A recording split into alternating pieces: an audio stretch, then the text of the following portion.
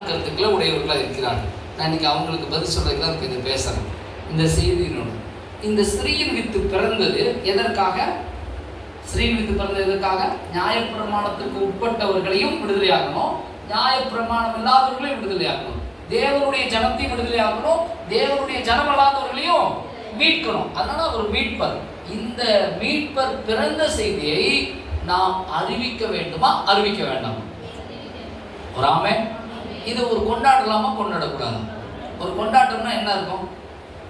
நீங்களே சொல்லுங்க. கொண்டாட்டம்னா ஒரு ஆட்டம் பாட்டம் இதெல்லாம் இருக்கணுமா? இல்லை, ஒரு பாட்டு இருக்கணும், ஒரு ஆட்டம் இருக்கணும், ஒரு மேலத்தாளம் இருக்கணும். இதுக்கு பேர் தானே கொண்டாட்டம். இந்த கொண்டாட்டத்தோடு கூட யாரை நம்ம போய் அறிவிக்கிறோம்? சொல்லுங்க. உங்களை பத்தியா, என்ன பத்தியா? இயேசு யாரு? இப்ப திரும்ப பைபிள் வாங்க. இன்னைக்கு சப்ஜெக்டுக்கு ஸ்திரீயை வித்து மீட்பர், ரட்சகர், ஜனங்களை ரட்சிக்கிறவர். இவரை அறிவிப்பதற்கு போவதற்கு நிறைய பேருக்கு இன்னைக்கு கஷ்டமா இருக்கான். ஐயோ, கேரட் சர்வீஸ் போனாலே பிஸ்கட் திங்க தான் போறாங்களாம். என் வீட்டில் பிஸ்கட்டே இல்லை. கேரட் சர்வீஸ் போனாலே பிரியாணி சாப்பிட தான். ஏன் பிரியாணி வாழ்க்கையில் சாப்பிட்டதே இல்லை. எந்த அளவுக்கு கீழ்த்தரமான எண்ணங்கள் உடைய கள்ள போதகர்கள் இருக்கிறார்கள். நான் உங்களுக்கு எதிரான பதிலாக இது உங்களுக்கு பதில் சொல்றேன். நீ யாராவது எதுக்கு இப்படி வந்து கத்திட்டு இருக்கிறாங்க கேரளா ஏன் அப்படின்னு கேட்டா நீங்க சொல்லணும், எங்கள் மீட்பர், உங்கள் மீட்பர் பிறந்திருக்கிறார். என் மீட்பர் பிறந்த எனக்கு தெரியும், உன் மீட்பர் பிறந்திருக்கா உனக்கு தெரியல, புத்தி இல்லாம இருக்க, அறிவு இல்லாம இருக்க, உனக்கு சொல்றதுக்கு தான் கேரட் சர்வீஸ் சொல்லிட்டு இருக்காங்க. ஒரு ஆமென் சொல்லுங்களேன்.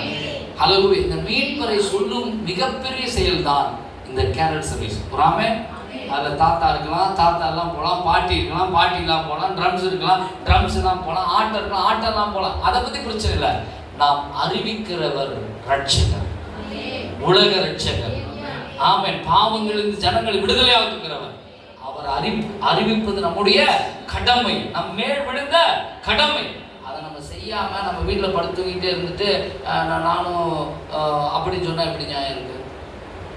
இது வேற கவர் வந்துருந்தான் வீட்டுக்கு, வீட்டுக்கு கவர் போயிருந்தான்.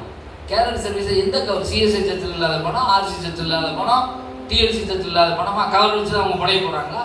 சொல்லுங்க. ஒரு ஆமென் சொல்லவே மாட்டீங்க. சரி, அப்படி நம்ம தான் கவர் கொடுத்து விட்டா கவர் நிறைஞ்சிருமான்னு? கவர் அடிக்கிற காசு அதில் வருமா முதல்ல? அல்லேலூயா. சொல்ல மாட்டீங்களா? அதான் நம்ம கவரே இல்லை. எங்கே கவர் எல்லாம் காட்டப்பா, எங்கே கவர் இருக்கான்னு காட்டு. நிறைய பேர் பைத்தியகாரத்தனமா கிறிஸ்தவத்தை, அதாவது எப்படி சொல்ற, டீமெரிட்டே பண்றாங்க. அதாவது இந்த ஊழியங்களை குறைத்து மதிப்பிட்டு பேசுகிறார்கள். அதனால நான் சொல்றேன், ஒருவேளை உங்களுக்குள்ள அந்த மாதிரி ஒரு எண்ணம் இருந்தால் நீங்க அதுக்கான பதில் இருக்கும். அல்லேலூயா. கேரட் சர்வீஸ் பாருங்க, இந்த உருவத்தை வச்சு நான் ஆட முடியுமா? சொல்ல மாட்டேங்கிறீங்க. நகர்றதே கஷ்டம், இன்னும் பேசுறதே கஷ்டம். ஆனா நானே ஆடுறேன்னு எதுக்காக? என் ரட்சகர் பிறந்திருக்கிறார், என்னை மீட்டவர் பிறந்திருக்கிறார். ஆமென். என் மீட்பர் பிறந்திருக்கிறார். அதனால தானே. ஒரு ஆமென் சொல்லுங்க.